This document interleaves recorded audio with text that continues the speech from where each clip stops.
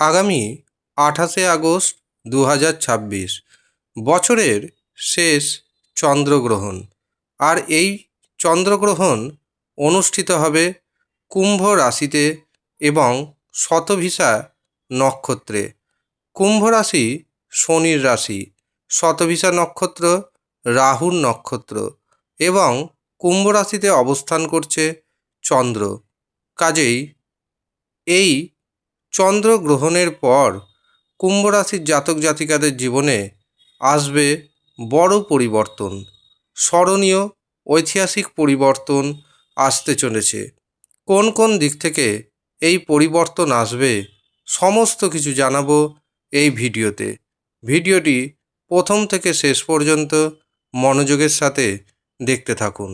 ভিডিওটি চন্দ্র রাশি অনুযায়ী দেখবেন, তবে কোনো কারণবশত যদি আপনি আপনার চন্দ্র রাশি না জানেন, নাম রাশি অনুযায়ী দেখুন, তাতেও অনেকটা উপকার পাবেন। নমস্কার, আমি জ্যোতিষী এডি শাস্ত্রী মডার্ন সায়েন্টিফিক অ্যাস্ট্রোলজিতে আপনাদের স্বাগত জানাই। জ্যোতিষশাস্ত্র মতে চন্দ্র হচ্ছে মানুষের মন, আবেগ, মানসিক শান্তির কারক গ্রহ। এই চন্দ্র আবার মাতৃত্বের কারক গ্রহ। অন্যদিকে শনিদেব কর্মপ্রধান কারক গ্রহ। শনির ঘরে হচ্ছে চন্দ্রগ্রহণ। শনি কঠোরতার প্রতীক। শনি যে কোনো কাজকে দেরি করায়। শনির ঘরে যেহেতু চন্দ্র অবস্থান করছে এবং রাহু ও কেতুর অশুভ ছায়া পড়ছে, কাজেই তৈরি হচ্ছে বিষযোগ। আর এই বিষযোগ মানসিক শান্তিকে নষ্ট করে দেয়, সিদ্ধান্ত নেওয়ার ক্ষেত্রে অনেকটা পিছিয়ে দেয়, অহেতুক ভয় আপনার জীবনে ধরিয়ে দেয়, আর্থিক দিক থেকেও বড়সড় ধরনের ধস নামায়। কিন্তু আপনার ব্যক্তিগত যে জন্মছক বা হস্তরেখা, সেখানে যদি চন্দ্রের অবস্থান শুভ থাকে, রাহুর অবস্থান শুভ থাকে এবং শনির অবস্থান শুভ থাকে, তবে চন্দ্রগ্রহণের যে কুপ্রভাব তা কিন্তু আপনার উপর তেমনভাবে বিস্তার করবে না। এই চন্দ্রগ্রহণ ভারতে কিন্তু দেখা যাবে না।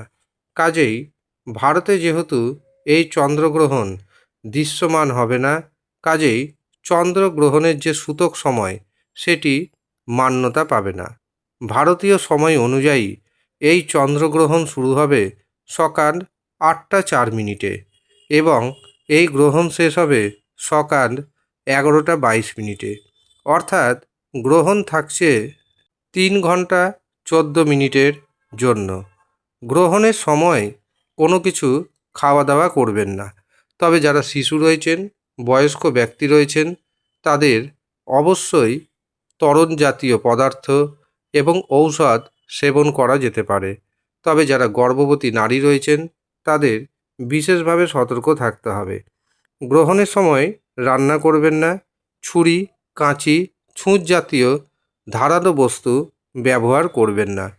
চন্দ্রগ্রহণের সময় শিব মন্ত্র ওম নমঃ শিবায় জপ করুন, কারণ শিবের মাথায় অবস্থান করছে চন্দ্রদেব।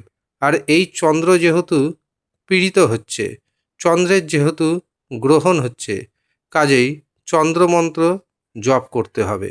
ওম সোম সোমায় নমঃ, এই দুটি মন্ত্র জপ করুন। দারুণভাবে চন্দ্রগ্রহণের কুপ্রভাব থেকে বাঁচতে পারবেন। এছাড়াও কিছু গুপ্ত টোটকা রয়েছে। সেই গুপ্ত টোটকা যদি আপনি আপনার জীবনে অ্যাপ্লাই করতে পারেন, তবে গ্রহণের কুপ্রভাব থেকে যেমন রক্ষা পাবেন, ঠিক তেমনি অর্থনৈতিক উন্নতি কিছুটা হলেও হবে। আর যারা এই গুপ্ত টোটকা পেতে চাইছেন, তারা হোয়াটসঅ্যাপে মেসেজ করুন। আপনাদের গুপ্ত টোটকা দিয়ে দেওয়া হবে মাত্র 251 টাকার বিনিময়ে। আপনি যদি নিতে ইচ্ছুক থাকেন, তবেই মেসেজ করবেন। চন্দ্রগ্রহণ যেহেতু কুম্ভ রাশিতে হচ্ছে, কাজেই এই সময় কর্মক্ষেত্রে চাপ বাড়বে। আপনি যদি চাপকে সহ্য করে নিতে পারেন, তবে কর্মক্ষেত্রে 15 দিন পর উন্নতি হবে। কিন্তু চাপ যদি সহ্য না করতে পারেন, চাপের ভয়ে যদি আপনি উদ্বেগ বাড়ে, তবে কিন্তু আপনার জীবনে উন্নতির রাস্তা বন্ধ হয়ে যাবে। এই কারণে চাপকে সহ্য করার চেষ্টা করুন। এই সময় আপনার মনে অকারণে ভয় দেখা দিতে পারে। আর মনে রাখবেন, যদি ভয়ের সঞ্চার হয়, ভাববেন এই ভয় আপনাকে রাহু দেখাচ্ছে। সেই কারণে তখন আপনাকে রাহু রক্ষা কবচ নিতে হবে। রাহু রক্ষা কবচ নেওয়া মানে রাহুকে মজবুত করা। আর এই রাহু হঠাৎ করে প্রচুর অর্থ দিয়ে যায়। কাজেই আমি পরামর্শ দিব, জন্মছক অনুযায়ী রাহুকে মজবুত করে নিন। এই সময় আপনার মধ্যে নেগেটিভ চিন্তাভাবনা বেশি করে কাজ করবে। সেই নেগেটিভ চিন্তাভাবনাকে দূরে সরিয়ে রাখতে হবে। কোনো বড় সিদ্ধান্ত অন্ততপক্ষে 15 দিন নেবেন না। এই চন্দ্রগ্রহণের পর আপনার জীবনে যে পরিবর্তন আসবে, এই পরিবর্তন আপনাকে ভবিষ্যতে চলার পথে সঙ্গী হিসাবে কাজ করবে। এই পরিবর্তন হবে ঐতিহাসিক পরিবর্তন, স্মরণীয় পরিবর্তন।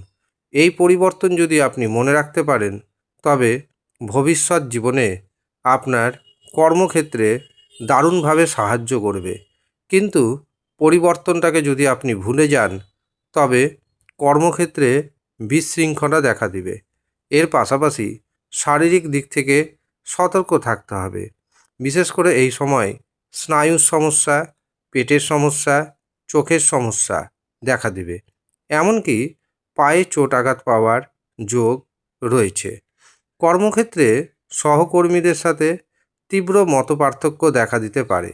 বিশেষ করে যারা চাকরি করছেন, কর্মক্ষেত্রে সাবধান থাকতে হবে আপনাকে। এমন নারী ঘটিত শত্রুতা থেকেও কিছুটা হলেও সাবধান থাকবেন। কোনো সময় দেখবেন আপনার যা ইনকাম তার থেকে খরচ হয়ে যাবে অনেকটাই বেশি। কিন্তু ঘাবড়াবেন না, আপনার যেমন খরচ হবে তেমন অর্থ আসবে। শুধুমাত্র আপনার যে জন্মছক বা আপনার যে হস্তরেখা, সেখানে যে গ্রহগত খারাপ পজিশন রয়েছে, সেগুলির সঠিক প্রতিবিধান করিয়ে নিন। আপনি যদি সঠিক প্রতিবিধান করিয়ে নিতে পারেন, তবে আমি দায়িত্বের সাথে জানাচ্ছি, আপনার জীবনে উন্নতি কেউ আটকাতে পারবে না। এই সময় অন্ততপক্ষে শেয়ার মার্কেটে অর্থ ইনভেস্ট করবেন না।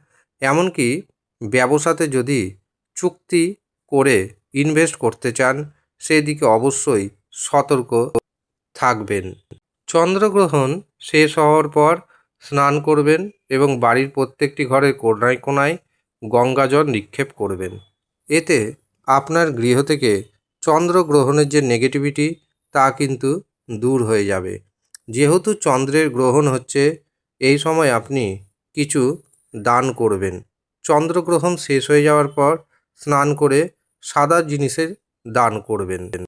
চিনি দান করতে পারেন, সাদা বস্ত্র দান করতে পারেন, রূপো দান করতে পারেন। কাকে দান করবেন?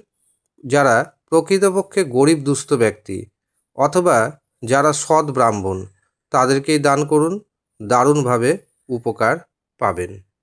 আর যারা মনে করছেন গ্রহণের দিন নিজের গ্রহদোষ কাটাবেন, পাওয়ার কবচ বানাবেন, রাহু রক্ষা কবচ বানাবেন, শত্রু নাশকারী কবচ বানাবেন, এবং যারা মনে করছেন শীঘ্র বিবাহের কবচ বানাবেন, অথবা ঋণ মুক্তি কবচ বানাবেন, অথবা যারা বিভিন্ন কোর্ট কেসে জড়িয়ে আছেন বা বিভিন্ন অর্থনৈতিক পরিস্থিতির মধ্যে জড়িয়ে গেছেন, তারাও নিচের দেওয়া হোয়াটসঅ্যাপ বুকিং নাম্বারে যোগাযোগ করে নিজের নাম, গোত্র, জন্মছক অনুযায়ী কবচ বানিয়ে নিন।